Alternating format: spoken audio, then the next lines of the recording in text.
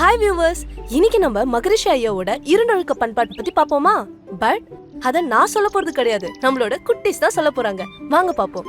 இரண்டொழுக்க பண்பாடு நான் எனது வாழ்நாளில் யாருடைய உடலுக்கும் மனதிற்கும் துன்பம் தரமாட்டேன். துன்பப்படுவர்களுக்கு என்னால் முடிந்த உதவிகளை செய்வேன். வாழ்க வையகம், வாழ்க வளமுடன். இப்போ ஐயாவோட சங்கல்பத்தை பாப்போம். எங்க சங்கல்பத்தை சொல்லுங்க பாப்போம். இன்ஸ்டால லைக்ஸையும் கமெண்ட்ஸையும் கவுண்ட் பண்ணிட்டு இருந்த பொண்ணோட லைஃப் ஸ்டைல் எப்படி மாறி இருக்கு பாத்தீங்களா மாமா? உண்மைதாப்பா. மகரிஷி ஐயா பெரியவங்க மனசுல மட்டும் மாற்றத்தை கொண்டு வரல, இந்த மாதிரி டீனேஜர்ஸ் மனசுல கூட மிகப்பெரிய மாற்றத்தை கொண்டு வந்திருக்காரு.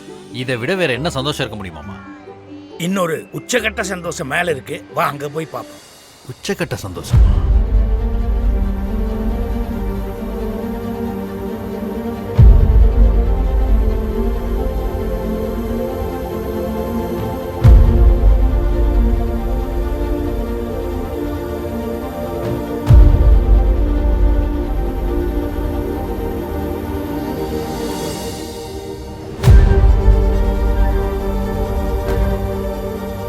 இங்க இருக்கவங்களுக்கு மட்டும்தான் பயிற்சி கொடுக்குறான்னு நினைக்க வேண்டாம். ஒரு நாளைக்கு 3 ஷிஃப்ட் ஊர் ஊரா ஆளுங்களை தேடி போய் அவங்க எல்லாரையும் கூட்டு வந்து இப்படி பயிற்சி கொடுக்குறாருன்னா பாரு.